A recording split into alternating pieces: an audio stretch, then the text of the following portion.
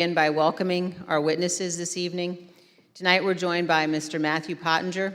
Mr. Pottinger is a decorated former Marine intelligence officer who served this nation on tours of duty in Afghanistan and Iraq.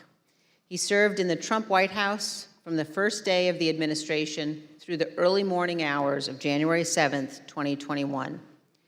The last role in which he served in the White House was as Deputy National Security Advisor to the President of the United States. We're also joined by Sarah Matthews. Ms. Matthews started her career in communications, working on Capitol Hill, serving on the Republican staffs of several House committees. She then worked as Deputy Press Secretary for President Trump's re-election campaign before joining the Trump White House in June of 2020. She served there as Deputy Press Secretary and Special Assistant to the President until the evening of January 6th, 2021. I will now swear in our witnesses. The witnesses will please stand and raise their right hands. Do you swear or affirm, under penalty of perjury, that the testimony you are about to give is the truth, the whole truth, and nothing but the truth? So help you God. Thank you. You may be seated, and let the record reflect that the witnesses answered in the affirmative. Thank you both again for being here tonight. Mr. Pottinger, thank you for your service to the nation as well as for joining us this evening. Can you please briefly explain what your responsibilities were as Deputy National Security Advisor to the President? Thank you, Madam Vice Chair. When I started at the White House, I was a senior director for Asia on the National Security Council staff, so that was a job that involved helping coordinate the President's Asia policy. I supported the President when he met or interacted with Asian leaders. Later, 2019, I was promoted to the job of Deputy National Security Advisor.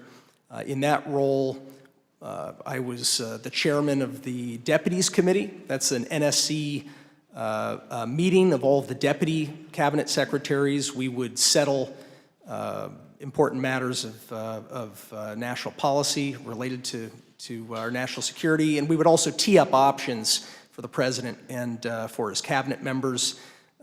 It was, I felt then, as I do now, that it was a privilege to serve in the White House.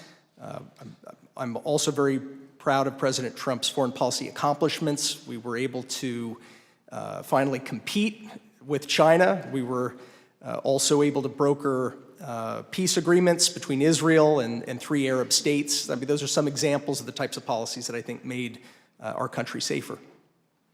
Thank you, Mr. Pottinger. And were you in the White House during the attack on the Capitol on January 6th?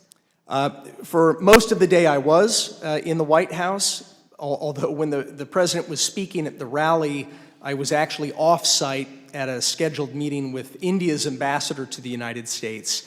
The National Security Council staff was not involved in organizing the security for what was a domestic event, the rally, but I did return to the White House at roughly 2:30 p.m. Thank you, and I know my colleagues will have additional questions for you about that afternoon.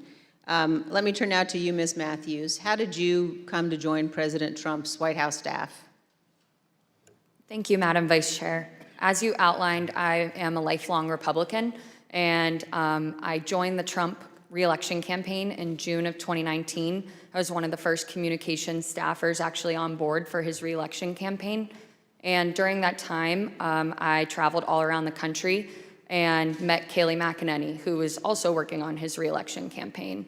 I worked there for a year, and I formed a close relationship with Ms. McEnany, and she moved over to the White House in April of 2020 to start as White House press secretary, and she brought over a group of campaign staff with her, and so I joined her over at the White House in June of 2020 to start as her deputy. And were you, Ms. Matthews, at work in the White House on January 6th? Yes, I was working out of the West Wing that day. Thank you. And now I'd like to recognize the gentlewoman from Virginia and the gentleman from Illinois.